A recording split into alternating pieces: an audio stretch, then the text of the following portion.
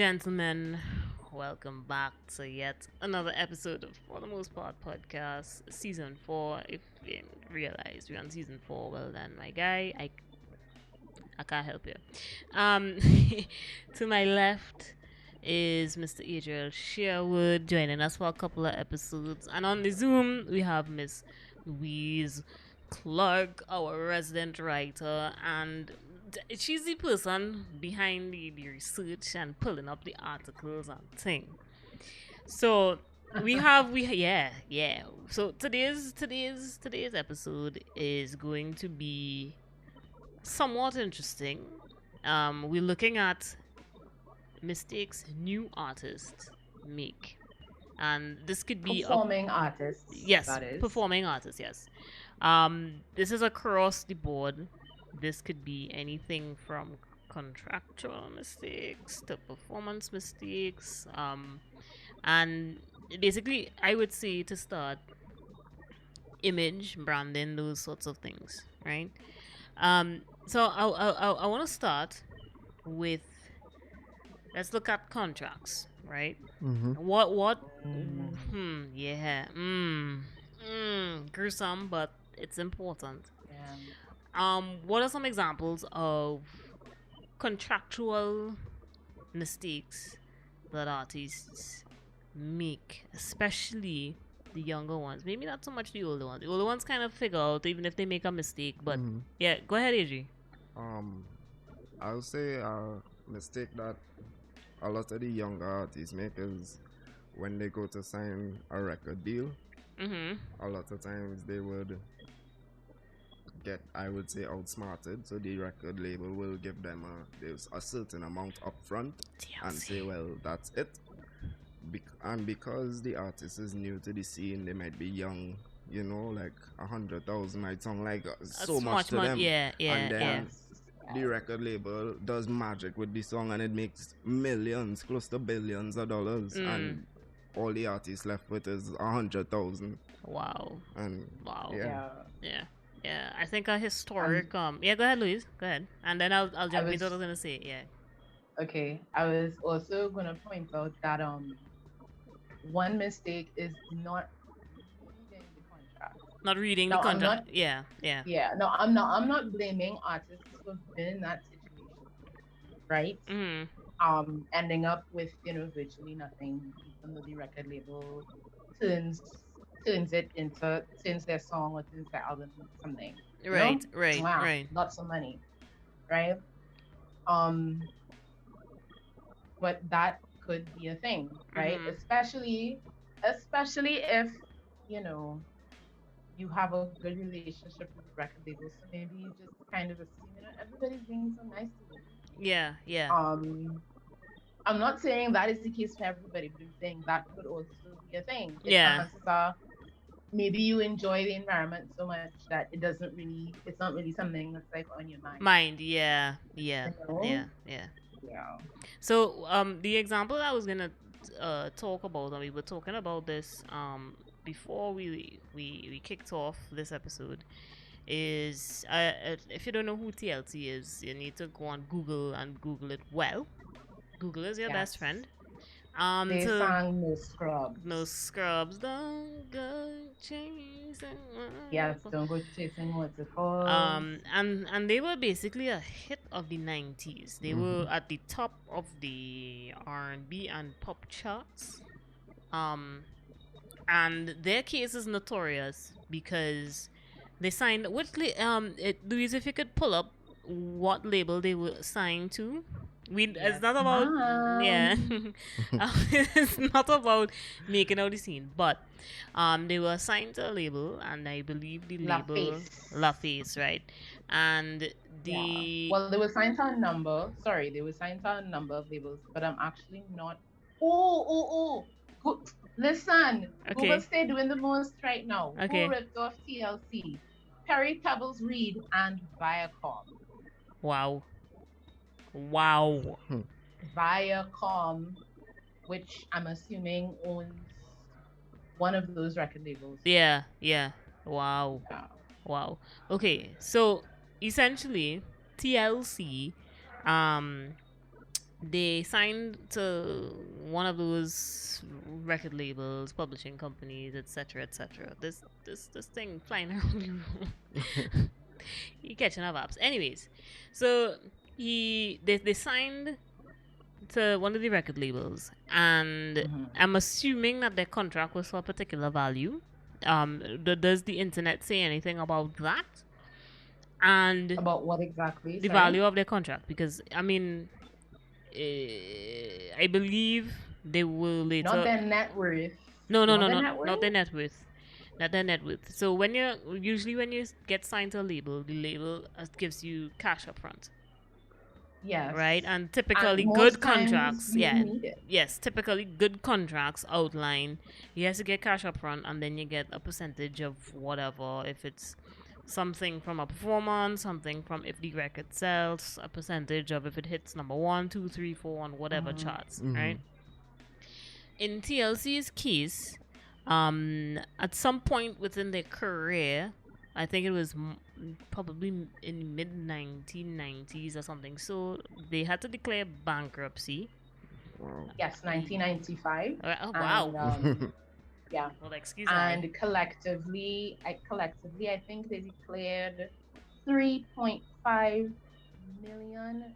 3.5 in debt, right? Yes. And so what this means is that basically they would have signed a contract up front, and they basically, what the contract was saying is that they probably owe the label, even though they would have gotten a certain amount of money, and they would have been a hit, and all of these sorts of things.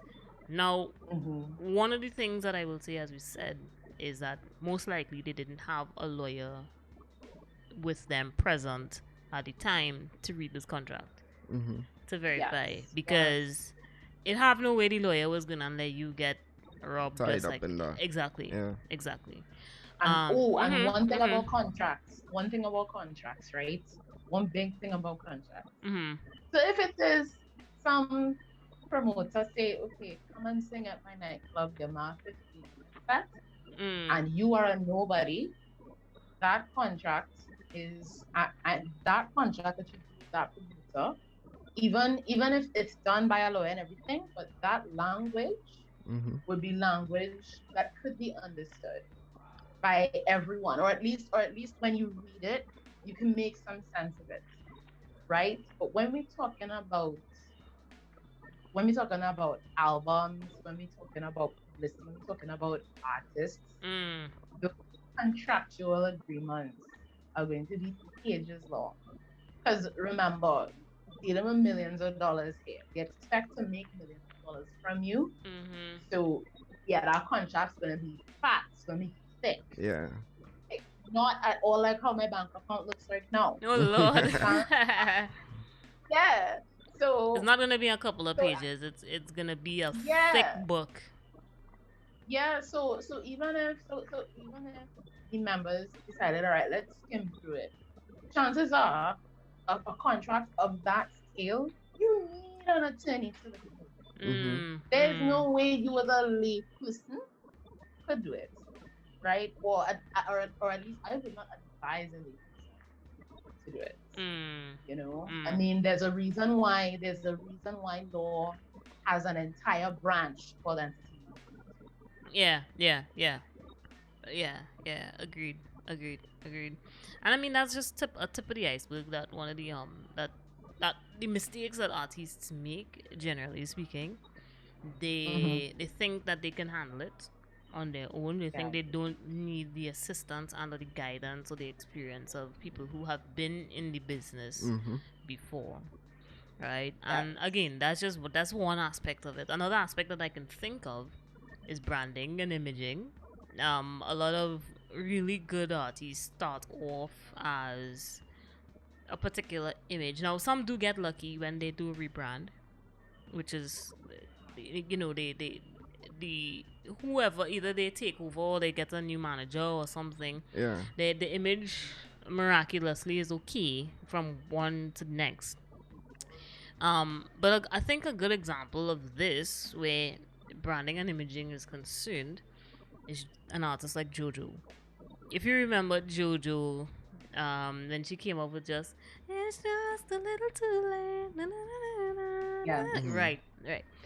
So JoJo's scene back then was that she was this pop princess kind of thing, teeny Yes. bopper, supposed to be innocent, supposed to be this, supposed to be that. Yes. The sad part about that is that that's the image that stuck with JoJo for basically the rest of her career. Because if you look at JoJo now, she tattoos, the makeup, the aesthetic, the image, the vibe is totally different. Cussing, all this. Now again, people are free to do what they want, right? But my point is that she went from being this innocent little girl, I guess Disney tied, because I believe she was connected to Disney at some point, and then yeah. You see. Now that you reminded me that JoJo was out of the Disney factory. Ariana really as well, and Hannah Montana, Miley Cyrus. A lot of the popular artists that we know come from Disney, and a lot of those teeny bopper, innocent child images stick with them for the rest of their careers. Yep. It's difficult for me to imagine Miley Cyrus now as I just be like, Hannah Montana, are you sure? Yeah. I just have to. Go ahead. Yeah, go ahead. Go ahead. The problem with having your career launched by Disney. Disney is children's television. Disney, now I don't know what's good on Disney now. I remember that. So Raven. Hannah Montana. Yeah. This is children. You know, the cleavage is covered. You know, we talk about things that are appropriate for children. Yeah. So and Disney makes, obviously they don't care. Right. They need that artist. They need their Ariana. They need the people who look like kids to relate to kids. Yeah. Exactly. Yeah. Exactly. So they need to really overbuild that cow where the innocence is concerned. Where that innocence sort of, image is concerned. Yeah. You all know any Disney artists now? Ariana? I mean, no, like strictly under Disney? Yeah. Like how it had Miley Cyrus, we would have. No, I have not seen. Nobody knows. I haven't. That's what I'm thinking. I didn't hear anything either. Remember those so-called Disney artists are not really singers. They're part of Disney Clubhouse. Yeah. Britney, Justin Timberlake, all of them. Yeah. All the children Christina. that on Disney shows now are Disney artists now. Furthermore, there's this lady on TikTok that has been doing vocal lessons. A kind of fattish lady, and she has a viral video with a little girl. Cheryl Porter. Yes. With the boxing gloves, Cheryl Porter. Yeah. She is a Disney artist. Oh, okay. Yeah, she Circle of Life. There's Yeah. song in Lion King, so she's actually singing for that song. She's a Disney artist, and they have a couple of them, but they wouldn't really know them because Disney don't really treat their artists like a record labels treat artists. Yeah. Yeah. And assigned under the company. They're part of the Mickey Mouse Club. Clubhouse. Yeah. Wow. Some good input there. Yeah. Because what I'm thinking is that, so okay, a good example.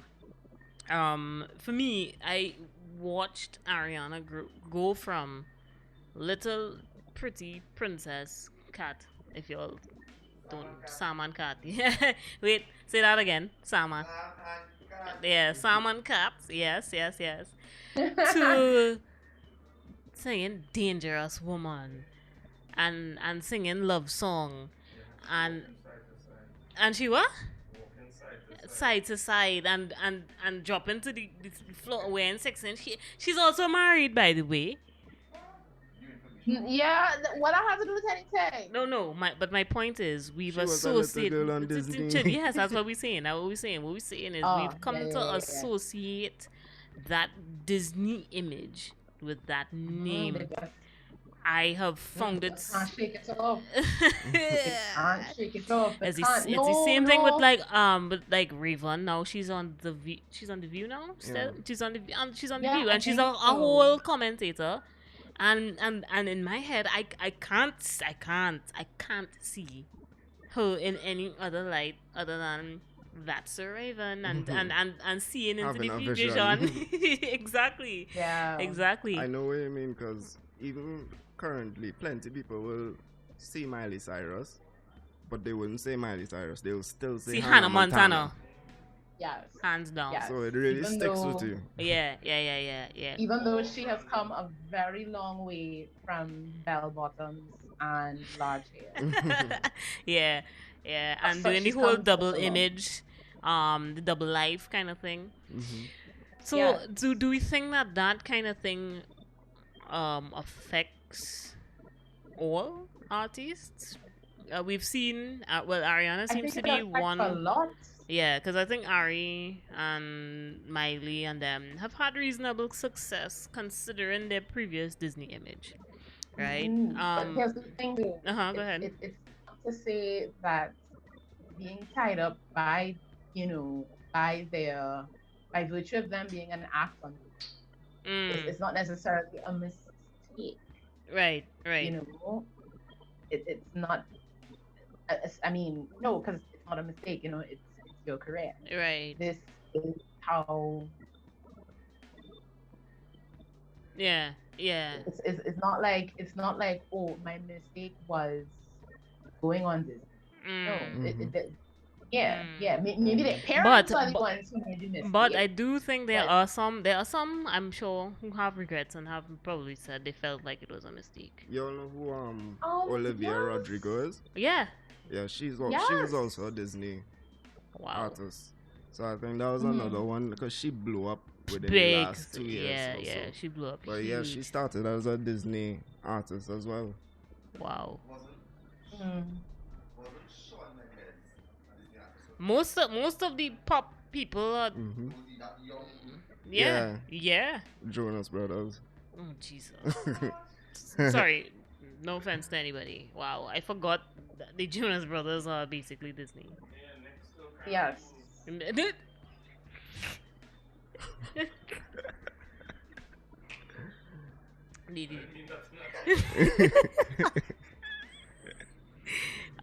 if you want to go even further back, Nick Carter from the Backstreet Boys. Oh my God, she just dated half of us. Nick Carter from the back. Well, if we're doing that, then it's Justin Timberlake, it's Christina Aguilera, it's Britney Spears, and a whole set of them. A whole set of them. Now, okay, so maybe Louise has a point. Maybe that's not a mistake, but it is a thing. No, the question is how. Mistake. So we're talking generational mistakes and. No, I'm not talking about generational mistakes. What I'm talking about is these artists. Once it is you are working as a child actress, or as a child actor, or as a child singer, child entertainer, no one puts the money in your hand. No one puts the money in your hand. Okay. It is their parents or their guardians who have full control over the money, over their schedule, over what they're exposed to, over what they're not. So then parents need to be careful then as to what decisions they make. Okay. Fair. Yes. No, that's a fair observation. Mm-hmm. Yeah. Now I'm not saying that all stage parents make mistakes. Right. What I am saying is that if you watch documentaries about like child actors, the stuff you hear about their parents being negligent about, it's insane. It's insane. So if you want to talk about mistakes, then maybe we need to talk about some of the decisions that their parents made. Okay. Fair point. On the part of image, I do think that a mistake that a lot of artists make is they go for either extreme like music videos, they go all out, or the clothing that they wear is this really out of whack compared to the image that they're actually trying to portray, what they sing about, or that kind of thing. Anybody have an example of an artist like that do you think? Janet Jackson. Oh, yeah. Janet Why Jackson Janet is Jackson? basically like she's polar opposite to who she is, because she's a very quiet, laid back person, and when you watch Janet perform, Yeah, even the one with Justin Timberlake is pull off. pull off the yeah, So that's yeah, not in our character, but I'm pretty sure that was staged. yeah. It's wow. That's a good point, you know. That's a good point. That's a good point. Hmm. I don't think it was. You don't think it was? Oh gosh, I'm kind of on the fence about right. that, but Well, in terms of image, I think some artists at some point, maybe some artists can benefit from like an image consultant. right. So basically, having guidance from the start, from the jump, make sure to have some kind of something. Do you think it's a mistake not having a manager? For sure. Oh, I don't know, you know. I don't know. House, what do you think about that question? Is it a mistake not having a manager as a new artist, or should you do your own thing? I think you have a choice. Okay. Yeah, I think once you enter into that space, you need somebody who knows how to navigate.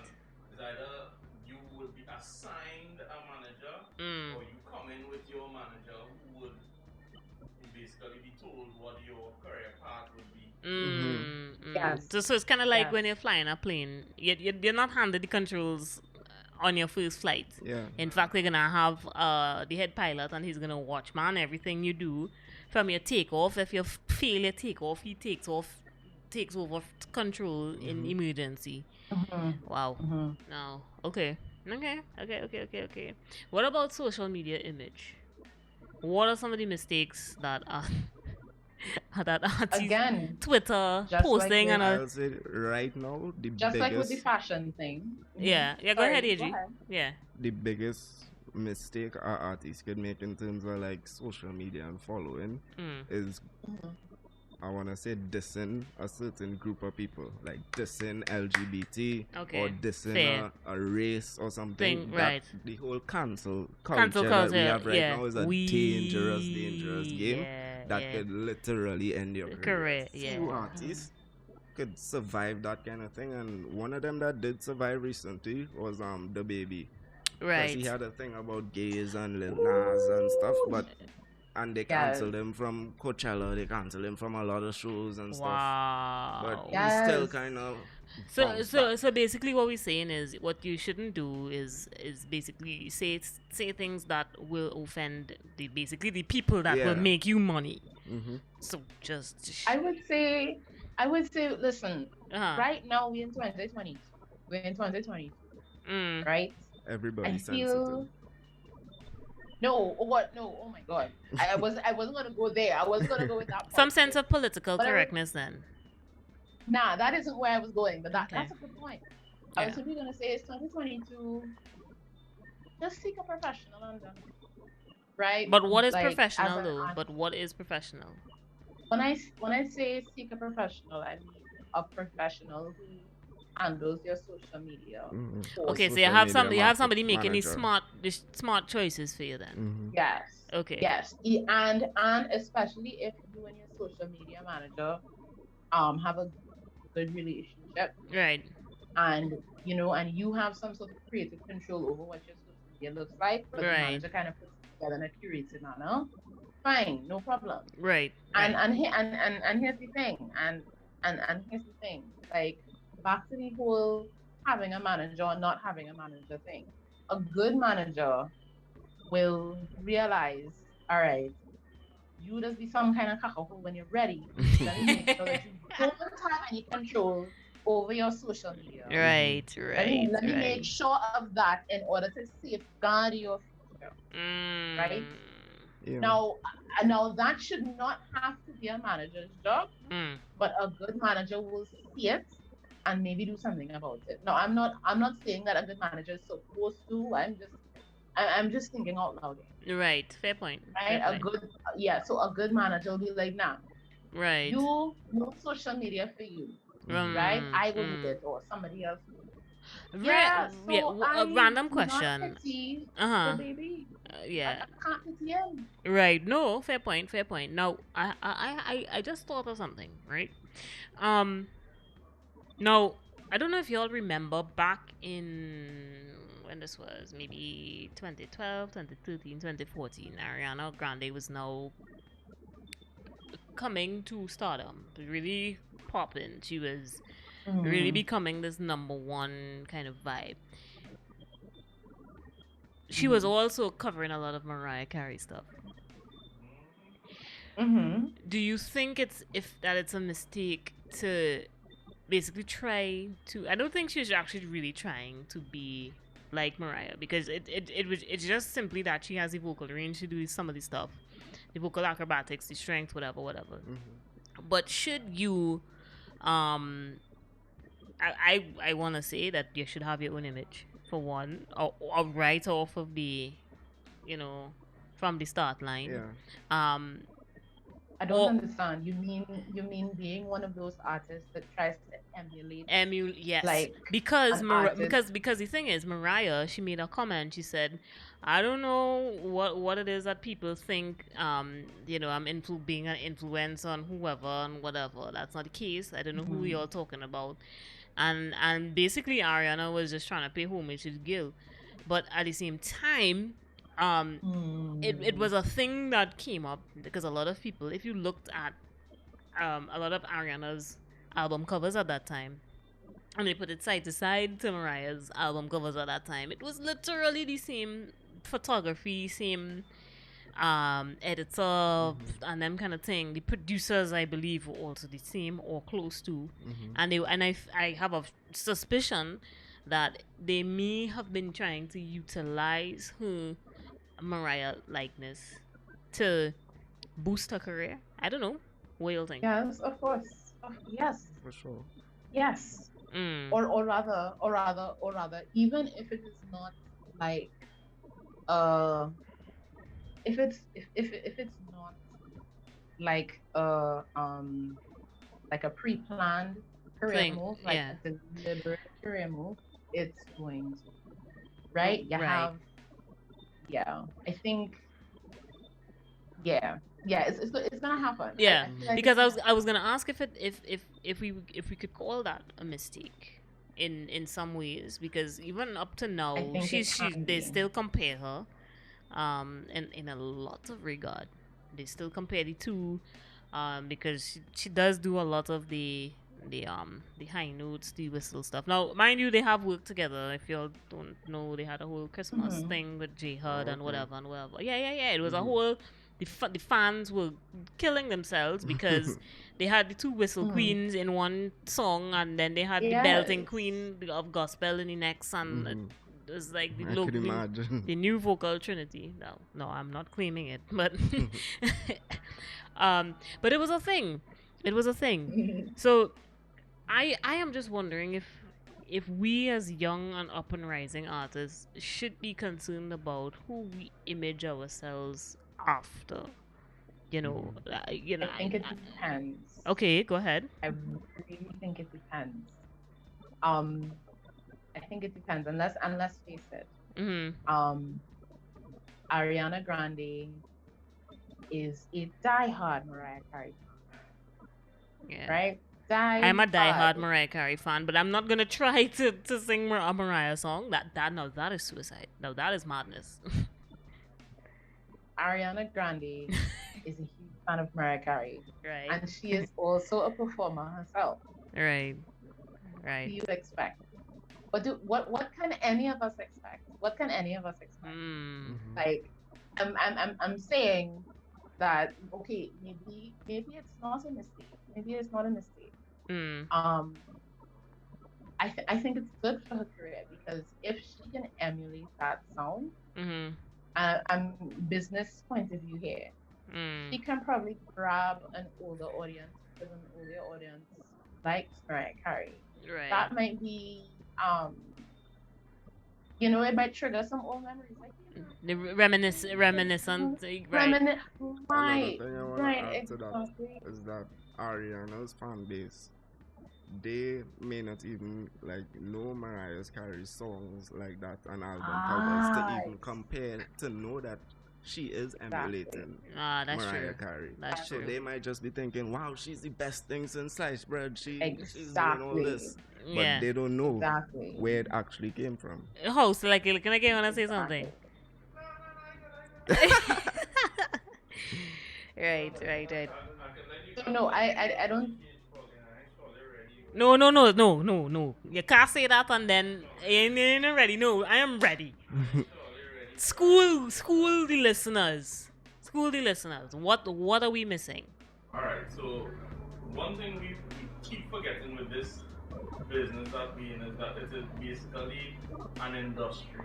Okay. These companies are very, very old and they use very old templates. So if you really understand archetypes and the archetypes of people, you realize that every artist is built like a certain archetype. So the simplest example I could give you all is Michael Jackson into Usher into Chris Brown. They have basically taken the place of this artist now. Right. What Ariana Grande doing is exactly what you said, but that's not her decision. The industry needs a Mariah Carey archetype to fit that space. Right, because Mariah is basically going to fade anyways. Right, and Mariah Carey took the space of somebody else. So kind of like a mini Ripperton and then... exactly. So if you really study the business, you would see that they're just replacing. They come like a grocery. When you walk in the grocery, you want to walk down you are canapes. You know what peas is on the shelf. If you walk in Massey and you're looking for peas and you're seeing vegetables in the pieces, so you can't get vegetables. Yeah. What these companies did for years is condition their audiences. That's a fair. Media company of the world, right? Yeah. They are responsible for the that makes sense. Right? And I want to maybe sidetrack here. This is kind of somewhat off topic, but it's been an answer I've been trying to seek for a long time. I've been trying to understand the Motown sound. I distinctly remember trying to pinpoint what was Motown's formula. And Motown's formula now makes sense to me. They basically get all of their groups to sound exactly alike. Yeah. They use the same formula, the same three songwriters, same musicians in the room, same mic, same everything. That is the key to the Motown sound. It's an industry. Remember, people, like, one of the mistakes we as musicians make all the time is thinking that every time we play something for somebody, they want something new. You know, and it's not necessarily that they want something new, they want something familiar. So if you like a certain type of relationship, you know what I mean, this is our adult platform. If you like a certain type of person, you will continually date around that. You wouldn't same profiling, same kind of dating an Indian guy, all of a sudden she dates an African guy. Right. You know what I mean? Or a girl who into Douglas guys, you know, a guy who into big butt girls. Yeah. He just dealing flat bottom girls like. No, but it's true. He makes a point. It's a very valid point. So when I look back at the conversation with Mariah Carey, like, Mariah took over that spot from somebody. It's just that she is relevant to our generation. Yeah. And as you said, they're not trying to recreate Mariah. Yeah. They're just looking for somebody who could fit the archetype and fill that spot for this generation. Yeah. They're not trying to change. They're not trying to reinvent the wheel. So it's not necessarily a mistake then. No, if something working, why fix it? They actually need that. And exactly. That system, they will weed them out and destroy them. We put a lot of work into cultivating the mindset of our listeners now. Right. You know, right now, radio is a lot of talk, and older people who listen to plenty 102. That's the new radio model. 106 and Park and all these things where you play a little music, but it's mainly talk. That's the new modular radio. Which is what that was the formula that we used mainly for season 1 and season 2. Yeah, exactly. But it was always there. So it's all about us understanding the archetypes. And as I said, the easiest example for you to watch: James Brown, Michael Jackson, Usher, Chris Brown. They basically fit in the same model. spot. If you look at the women, Beyonce, Tina Turner. There's this new girl. Well, she was with Tiana Taylor. Yeah. You know, they basically fit in this the trifecta model, which I mean, you all call you all have the vocal trinity. Yeah. But there's also a trinity that we don't discuss, which is acting, singing, and dancing. Jay Hud is one. Yeah, and they look for their artists that have a triple threat. That's what Disney basically mastered. They bring all these people who could dance, sing, and act. Triple threats. Funny enough, like I was gonna chime in earlier, but I have a story to share that someone shared with me. You should pick up a mic and come. I'll try to project a little. Yeah. Like we think that artists, because we are musicians, we think artists is really musicians, and you remember art is all the visual arts, not all the visual and creative arts. And they actually said to me that Disney is one of the most draconian, worst companies you could ever work for. Wow. Because they're very, very greedy. But basically, we have an example here of Peter Minshall. We have the Olympics that he did, and he would have created the flailing hand, balloon man, and Disney brought him and a couple of locals into a meeting, made them sign non-disclosure contracts, and Peter Minshall basically pitched them a whole bunch of ideas with his team, and they basically shook their hands and say, okay, thanks very much. And we'll get in contact with you. Never got back in contact with them and implemented all their ideas. Wow. Because in the contracts that they signed, anything that was shared in the meeting is basically the property of Disney. And it was so weird because I was like, that don't make no kind of sense. Yeah. Why would I go into a meeting and give you all my intellectual property? But again, we didn't know. Yeah. We think we just going into a meeting to pitch an idea. So at the end of the day, we really have to have each other's back, and that's what a lot of these labels were doing. They were making sure that their tracks were covered. LaFace, L.A. Reid, and Babyface. These men were supposed to be looking out for these artists, Usher and all these others, and then, like, as an artist yourself, you would think, well, this man would have my back. Yeah. No, it's just that he know how to, manipulate the business. The other thing that I would share before we go, other than, be careful with Disney people, be careful, was that a lot of the advances that artists get are actually the production budgets. Right. That's another thing that we don't know. So when you hear artists get a upfront $10 million, that's actually money to record and promote your album. Yeah, that's not even pocket change. You understand? That's not your salary. You understand? No. So that is to your product. That's in the fine print. You're giving me an advance of $10,000. What is that really for? Right. Right. Is it to bling? Is it to put on a show for the public? Is it to record my stuff? Another thing I watched on a video the other day, I'm sorry to carry it on, but they were saying that these companies basically have their producers and their studios that they rent. So one artist was complaining that he got an advance of like $3 million, and he thought that he could have taken this $3 million and go invest to his bedroom studio and by his brethren and continue recording. And I was like, nah, we already booked a studio for you over here. And right. the studio was in someone of their friend's house in the Hollywood Hills. And he was like, yo, they're renting this mansion for $60,000 a week out of my money. Yeah. Wow. So it have a lot of things in the fine print that they could actually leave out of the fine print. Right. They could leave it out and there's nothing you're gonna be able to do about it. So is why you need an attorney to read over your stuff. Louise make a good point there. That's why you need an attorney. Yeah, not just an attorney. The man brought that up in the video too. He was like, yo, most of the time they assign you an attorney. Hmm.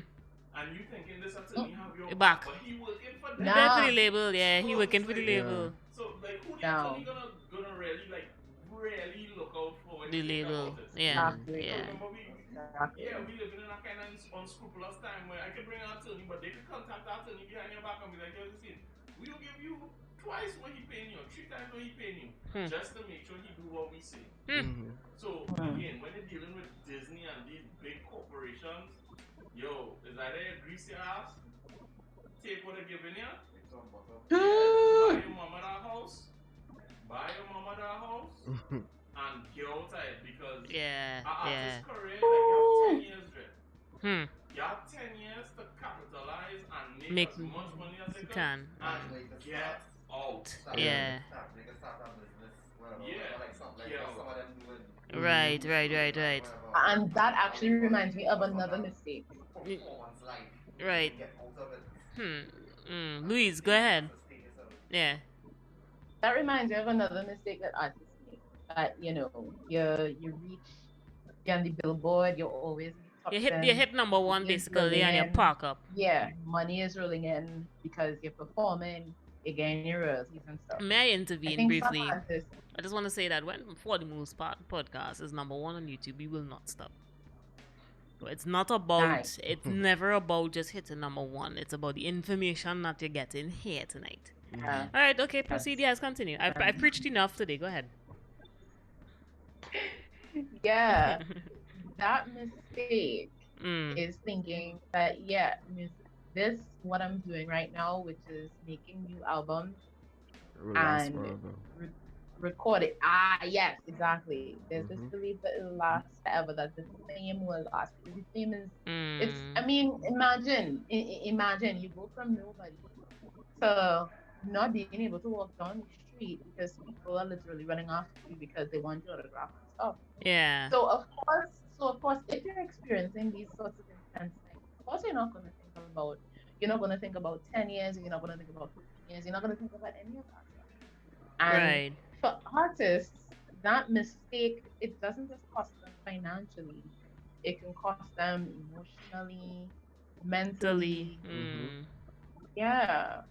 I mean, you really need to think about, their career and that kind of thing. Maybe, or maybe they might, and they don't. Oh, and another thing that happens to some artists.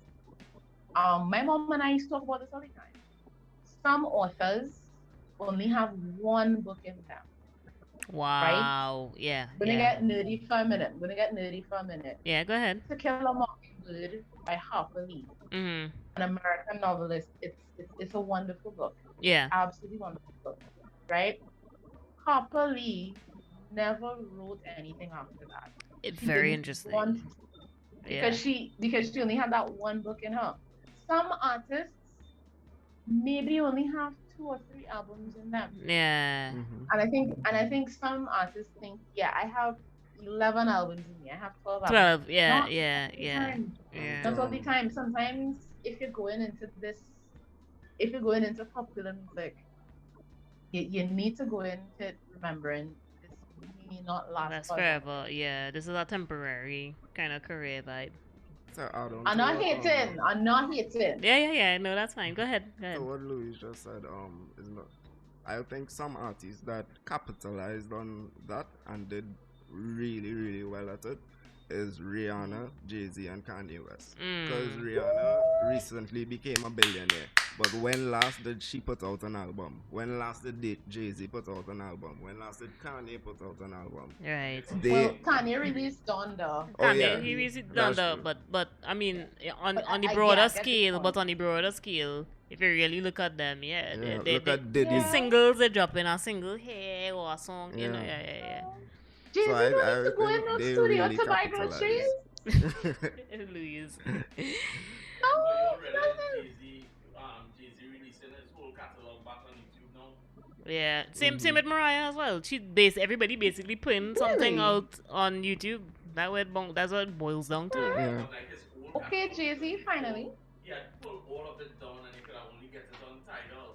Right. So, like, I don't even know the reason why. Maybe he was influences. Yeah. Just trying to get this generation, more familiar with his old stuff. But like, why is Jay-Z putting his stuff back on YouTube for free when he basically pull it off to make money for it? Right. Right. Yeah, they're making decisions that we don't even understand.